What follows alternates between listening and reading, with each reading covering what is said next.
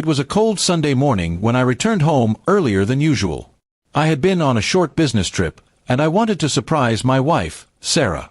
I picked up her favorite breakfast on the way and smiled the whole drive home, thinking of how happy she'd be to see me.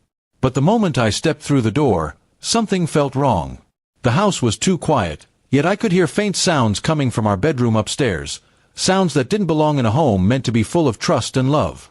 My heart started to race as I walked up the stairs, each step heavier than the last. I pushed open the door, and the world around me fell apart. There she was, my wife, with my best friend, Daniel. The man who stood beside me at my wedding. The one who had been like a brother to me. Both froze when they saw me, and I stood there, numb, unable to believe what my eyes were seeing. My hands trembled, not from anger, but from heartbreak that cut deeper than I could handle. Sarah tried to speak first. "It's not what it looks like," she whispered, covering herself as if that would make it less real.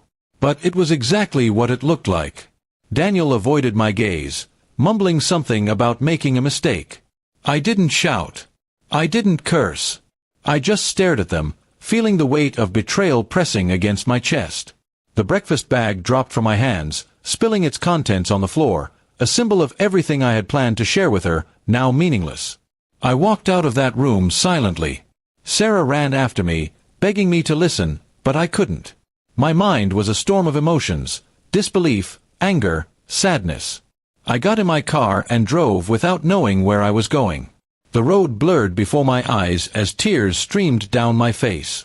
All the memories of our years together, the laughter, the promises, the plans, replayed like a cruel movie I couldn't turn off. That night, I sat in my friend's old cabin by the lake, staring into the water. I didn't sleep.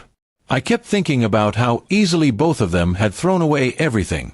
By morning, my pain had turned into something sharper, not hatred, but determination. I didn't want to fight, but I couldn't let them walk away without understanding what they'd done to me. Over the next week, I acted calm. Sarah thought I was ready to forgive her, and Daniel assumed I'd let things fade. I invited both of them to dinner under the pretense of wanting to talk things through. They agreed, thinking I was finally moving on. What they didn't know was that I had already spoken to Daniel's fiancée, Emily, the woman he was supposed to marry in a few months. She deserved to know the truth too. When the evening came, I prepared a quiet dinner. Sarah dressed up as if everything was fine again, and Daniel arrived nervously. A few minutes later, Emily showed up. Sarah's smile faded instantly when she saw her. I handed Emily my phone and played the short recording I had taken that morning. I caught them. Silence filled the room as the truth spilled out again, this time in front of everyone. Emily's eyes filled with tears, and Daniel sat frozen, realizing his double life was over. Sarah tried to explain, but no one wanted to listen. Emily walked out, heartbroken but thankful she knew before marriage. I told Sarah calmly that I would be filing for divorce. No shouting, no drama, just an end. I had already moved my things out of the house and transferred my share of savings to a separate account. I left her the home, not out of kindness, but because I didn't want to live in a place full of memories that hurt. Days turned into weeks. I ignored Sarah's messages and Daniel's calls. They both tried to apologize, but their words meant nothing. I focused on rebuilding my life.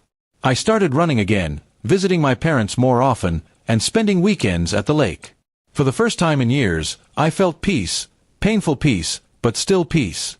One afternoon, I received a letter from Sarah. In it, she wrote how she regretted everything, how Daniel had abandoned her soon after I left. She said she lost both her husband and her best friend in a single day. I didn't reply. Some things don't deserve answers. Months later, I heard that Daniel had moved to another city.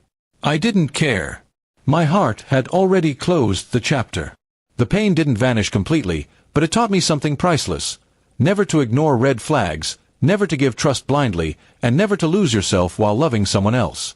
I built a new life slowly, surrounded by people who truly cared. I still remembered Sarah sometimes, not with hate, but with sadness for what could have been. My revenge hadn't been loud or cruel. It was simple. I let her face the emptiness she created. In the end, I realized the best revenge isn't to destroy the one who hurt you, but to rise above them, stronger than before. I walked away from the ashes of betrayal and found a new version of myself, one who finally understood that peace is worth more than revenge, and self-respect is the greatest victory of all.